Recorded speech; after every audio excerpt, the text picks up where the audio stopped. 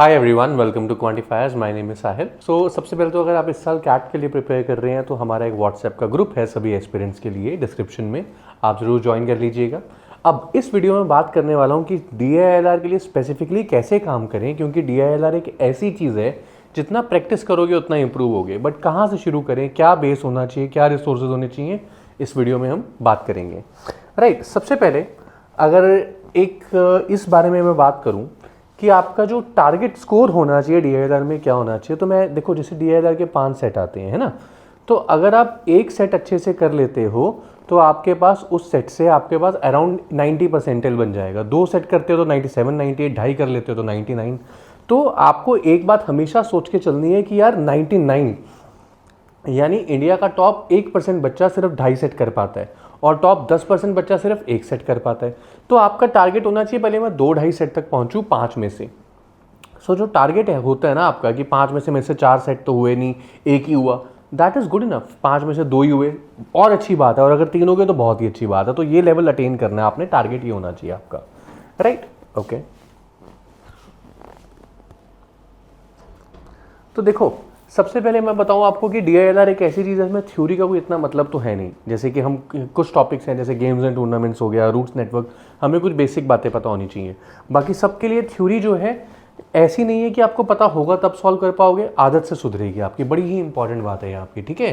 And skill is greater than memory. So just because you solved a very difficult set 4 days ago and you remember the technique, that doesn't mean you will be able to replicate it here. Skill यानी कि आपकी जो practice है उस मुश्किल questions को solve करने की वो ज़्यादा इंपॉर्टेंट है।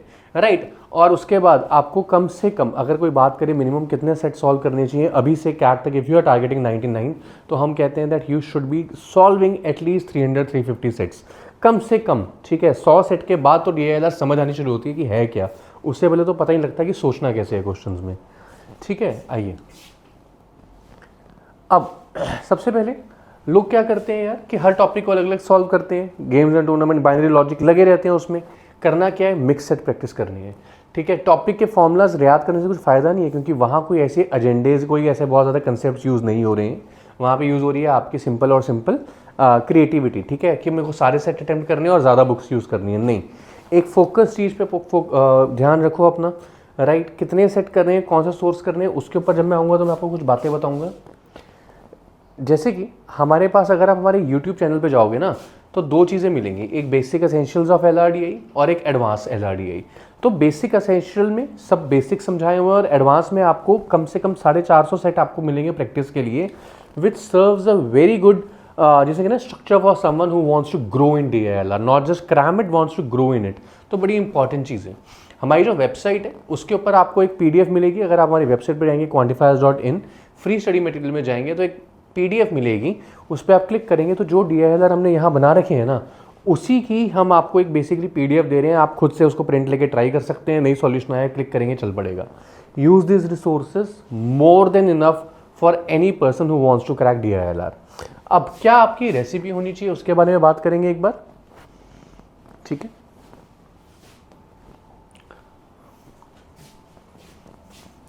सबसे इंपॉर्टेंट वर्ड है DILR में फेमिलियरिटी, कि हमने ऐसी चीज़ पहले करी हुई है कि नहीं। अगर हाँ तो आप इजीली पैटर्न्स बना पाओगे, अगर हाँ तो आप इजीली सेट्स को आइडेंटिफाई कर पाओगे कि ये करने वाले हैं ये नहीं करने वाले। अगर फेमिलियरिटी नहीं है तो हर बार एक नई चीज़ सोचनी पड़ेगी। जिन रस्तों पे आप पहले गए हुए उन रस्तों पे दोबारा जाना ईजी होता है, बिकॉज यू नो खड्डे कहाँ हैं, सिंपल एज दैट। बट अगर आपको हर बार नया रास्ता बनाना पड़े इट विल बी डिफिकल्ट।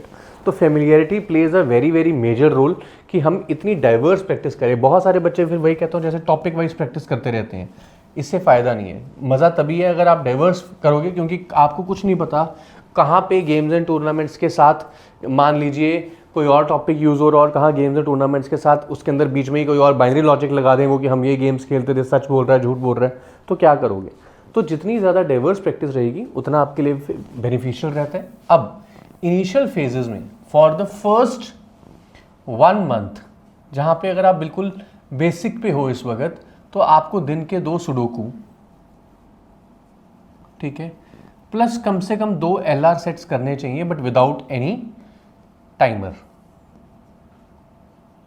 ठीक है, विदाउट टाइमर करने चाहिए इतने सेट, दो LR सेट्स विदाउट टाइमर।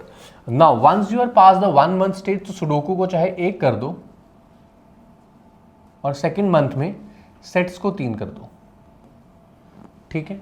अब यहां पे टाइमर लगना शुरू हो जाएगा आपका, पहले रहेगा 16 से 18 मिनट पर सेट, ठीक है। 16 से 18 मिनट आप एक सेट को देंगे और उसके बाद आप आगे चलेंगे, सॉल्यूशन देखेंगे अगर नहीं हुआ।